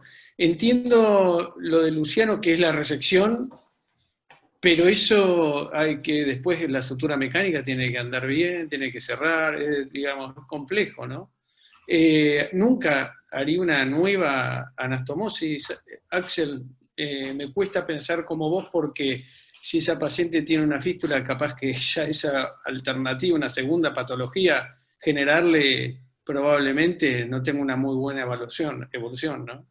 Sí, lo que pasa que, Ale, yo pienso como vos también, o sea, siempre uno trata de hacer lo mínimo más rápido en el contexto de un paciente grave. Ahora, también hay que pensar que ese paciente, con lo que vamos a hacer, va a sobrevivir y va a salir. Entonces, ante una úlcera de 3 centímetros, con una estenosis prácticamente infranqueable, no dilatada, que se perforó, con un territorio muy cruento y mal tejido, ¿vos pensás que esos puntos van a sobrevivir mucho? Mirá, en un terreno infectado como una peritonitis generalizada, probablemente lo que hagas, digamos, también puede sufrir deterioro de la cicatrización y fistulizar. Por eso digo, lo de la PET-0 tubo en T, te digo, a mí me ha servido, no en bariátrica, ¿no? Pero en casos graves, con riesgo de vida, generar una fistulización externa no es una mala alternativa, y hacer una epiploplastia, digamos, tratar de cerrar un poco el orificio, poner alrededor del drenaje el epiplón. Digo, bueno, esa es mi visión, ¿no? Por eso me parece que a mí me parece que es importante distinguir cuál era el riesgo en esta paciente. Si era el riesgo de vida intraoperatorio por un manejo que te permite o no trabajar con cierta tranquilidad, o si era la cuestión a mediano o largo plazo que uno no sabía cómo iba a evolucionar. No sé qué fue lo que puso en la balanza Luciano en ese caso. Y la verdad que todo. En ese momento el pensamiento pasó por una paciente que estaba inestable con inotrópicos, no era un sangrado, que era un emergente, yo tenía el tiempo para tomar la decisión, pero todo el contexto que mencioné previamente, el inicio de nuestro pensamiento con respecto al síndrome de realimentación, la lesión cortical difusa, la peritonitis, fue lo que nos llevó a tomar esa decisión. Perfecto. Igual en tiempo quirúrgico la resección de un complejo fistular con 2 suturas mecánicas son... Por eso, en el a eso centro de voy. cirugía. Para nosotros fue O sea, simple, no es que... fue resecar, por yeyuno y el drenaje. También hacer esas ostomías es un riesgo, porque vos estás haciendo suturas, eso como dijeron, ¿no? Tiene que cicatrizarse, podría haber abierto tranquilamente todo lo que uno quisiera. Sí. Seguro. Bueno, por eso, es un lo más caso probable que da que se para... abra, ¿no? Sí, es lo más probable, que se abra. Cualquier cosa que hagamos en esta paciente es una paciente desnutrida, con malos tejidos. O sea que cualquier opción acá, yo creo que nadie tiene la respuesta correcta. No, por eso, son opiniones, pero si a mí me preguntás de vuelta, pensando en que se va a fistulizar, creo que es más fácil manejar una fístula de una anastomosis hecha, que tal vez sí ahí le pones un stent, y no una anastomosis desmontada que se fistuliza arriba, se te fistuliza el yeyuno, no sé, yo me plantearía todas esas cosas. Por eso, yo coincido con eso, pero es válido lo que dice Alejandro también, drenar y ir y ver qué pasa con la paciente, ¿no? En base al cuadro clínico. Bueno, contanos la evolución un poco, que ya estamos muy avanzados en el tiempo. Vamos a hacerlo, Nico, un poco más dinámico, que lo más jugoso del caso ya fue pasando. Y la verdad que la ¿Cómo le paciente, fue? después que se hizo la cirugía, empeoró muchísimo todos los parámetros, empezó a requerir altas dosis de inotrópicos y siguió su estancia en terapia intensiva. Ya en el 12º día seguía todavía con inotrópicos y asistencia respiratoria mecánica, y comienza con un cuadro febril de 72 horas de evolución, el cual hacía registros diarios, y se le hace una ecografía donde se ve una colección en el fondo de saco de Douglas de 500 mililitros aproximadamente, lo cual se decide colocar un drenaje percutáneo, un catéter tipo pigtail de 12 French, y se obtiene material purulento. Sigue en la terapia, en el día 14 se hace una traqueotomía por intubación prolongada, en el día 19 neurología la vuelve a evaluar luego de 72 horas sin pseudoanalgesia. La paciente se presentaba vigil con ojos abiertos y los reflejos corneanos positivos, bilaterales. Los reflejos osteotendinosos en los miembros, tanto inferiores como superiores, los tenía presentes en 2 cruces, y el neurólogo indica un parche con un nuevo estimulador. Le realiza también un electroencefalograma donde se observa escasa actividad eléctrica neuronal. Ya en el día 29 de UTI, a pedido del familiar, la paciente que continuaba en ARM se deriva a centro de mayor complejidad. Por su obra social, se deriva a una terapia del Gran Buenos Aires. La paciente en la terapia del Gran Buenos Aires pasa 4 meses, de septiembre a diciembre de 2018, donde cursa con neumonías intrahospitalarias. En ese tiempo se le retira el drenaje percutáneo que le habíamos puesto al Douglas. Tiene el retiro accidental del catéter de la fístula silval o la gastrotomía que le habíamos hecho. Por lo cual la paciente salivaba todo el tiempo, había que expirar las secreciones.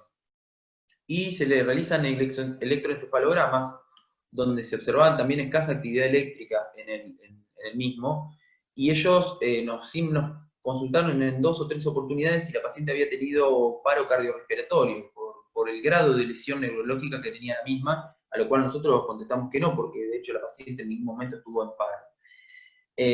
Al pasar 3 meses y medio, la paciente empieza a mejorar y se decide el alta de terapia. Directamente la llevan a un centro de rehabilitación que solo estuvo 72 horas, porque cuando llegó al centro de rehabilitación comenzó a hacer fiebre, que volvió a repetir, por lo tanto, del centro de rehabilitación la vuelven a derivar a Pergamino, nuestro centro. En Pergamino la tuvimos 6 meses, de diciembre de 2018 a mayo de 2019. Cuando la paciente ingresa con ese cuadro febril persistente de 72 horas de evolución, nosotros realizamos una tomografía donde se evidencia una neumonía con un empiema pleural derecho. Ahí se puede observar en las imágenes. Y bueno, lo que hicimos fue drenarlo con tubo de tórax y comenzar con el tratamiento antibiótico. Se le sale accidentalmente en ese tiempo también la yeyunostomía, por lo cual tenemos que reconfeccionarla. La hicimos con anestesia local, no ingresamos al abdomen por la difícil intubación, debido a que la paciente tenía un traqueostoma y se había retirado en ese momento. Tuvo múltiples infecciones intrahospitalarias de diferentes índoles a organismos multiresistentes, por lo cual estuvo con un seguimiento constante por infectología, con distintos antibióticos. Hasta para cándida también recibió tratamiento médico, y comenzó con terapia kinesiológica y de fisiatría, por su estatus neurológico, sobre todo motor a nivel de los miembros. Y bueno, lo que llamó la atención en un momento fue que la paciente dejó de salivar, ella conservaba el reflejo de deglución, y bueno, nos encontramos con que la paciente había hecho una fístula gastrogástrica entre el pouch y el remanente, así que eso nos ayudó a retomar la vía oral. La paciente, después de 6 meses, le dio la alta de infectología y también terapia kinesiológica y fisiatría, y se fue de alta con internación domiciliaria. Nosotros acá vamos a mostrar un video de una tomografía que hicimos donde le dimos contraste oral, donde podemos observar cómo pasa el contraste oral del pouch al remanente gástrico. Eso que estoy marcando con el puntero es el remanente gástrico, y la flecha abajo es el pouch gástrico. Ahora van a ver en la progresión de la tomografía cómo el pouch gástrico está lleno de contraste. Ese contraste pasó desde el pouch hacia el remanente, y en un momento van a ver que en la tomografía se ve cómo se une el remanente con el pouch. Ahí se ve aire en el remanente gástrico, ahí tenemos el pouch, y eso es la unión, es la fístula que se hizo entre el pouch gástrico y el remanente. Entonces, a partir de ahí nosotros le pudimos comenzar con la vía oral a la paciente, porque tenía reflejo de deglución. También le hicimos una seriedad gastroduodenal, donde ahí se ve un pasaje filiforme desde el pouch gástrico hacia el remanente.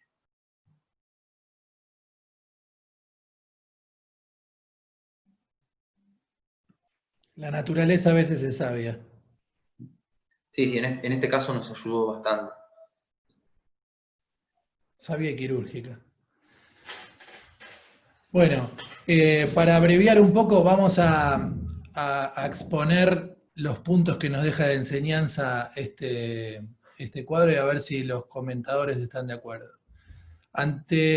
Primero que nada, en la selección del paciente, evaluar bien, ser cautos con el hábito tabáquico en aquellos pacientes que el psicólogo ve que son difíciles de desadaptar del cigarrillo.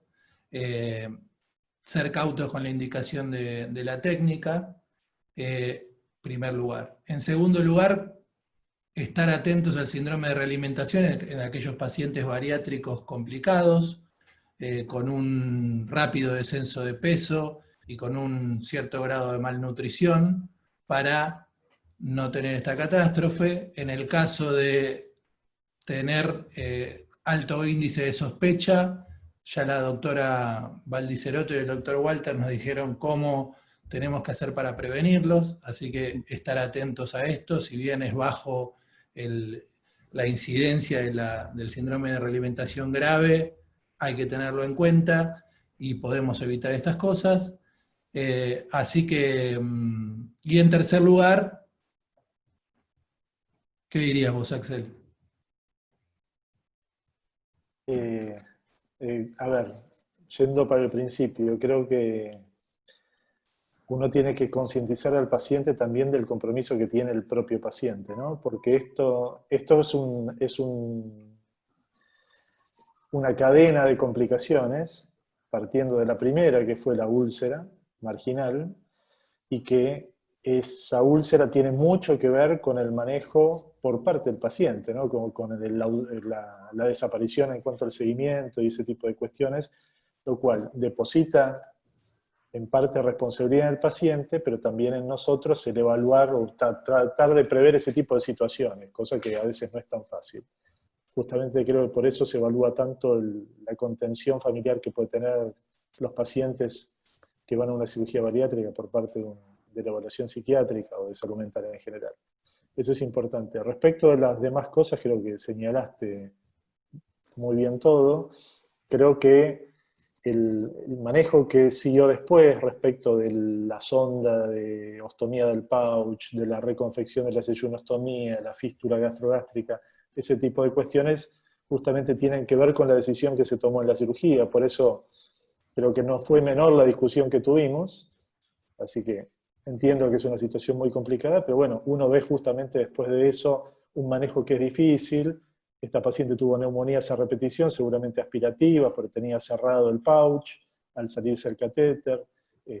Después se estableció afortunadamente esa fístula, como dijeron bien, pero bueno, todo eso complica el manejo en un paciente que ya de por sí es muy complejo.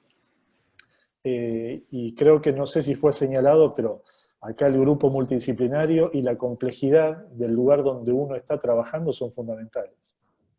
Uno necesita recursos para situaciones de estas, que afortunadamente son atípicas, son infrecuentes, pero cuando pasan uno tiene que estar preparado, y tanto con el equipo capacitado como con los recursos donde uno esté trabajando.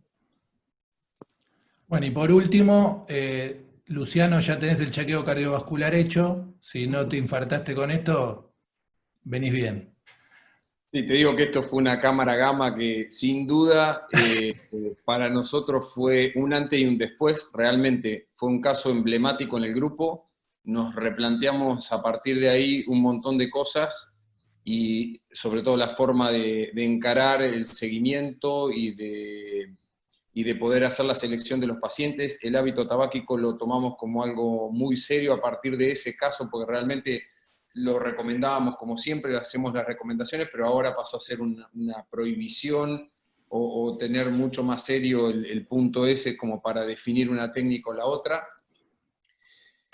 Por supuesto que acá la contención tanto de la paciente como de la familia, que como les contaba, la madre fue el pilar y el nexo, y yo siempre digo lo mismo, en cualquier equipo un paciente de estos podría haber terminado en un juicio, un reclamo legal, y realmente, no sé si pasará en algún momento, pero la familia nos permitió que la acompañáramos en este proceso, que no es una cosa menor, porque muchas veces si hay una interferencia tan grande con el profesional que la atiende, porque consideran de que esto es secundario a alguna mala praxis o lo que sea, realmente es muy difícil después entablar una nueva relación con la gente y poder acompañarlos en esto y poner todo de uno. Realmente acá creo que el acompañar, el estar presente, el informar permanentemente, la contención psicológica y nutricional del equipo fue impresionante. De hecho, hasta tenemos un grupo de WhatsApp en donde está incluida la madre y el marido, el ex marido, que finalmente volvió con todo este evento. Así que permanentemente estamos en contacto con ellos, lo que necesitan siempre estamos presentes y actualmente todavía estamos permanentemente atendiéndola y siguiendo el caso.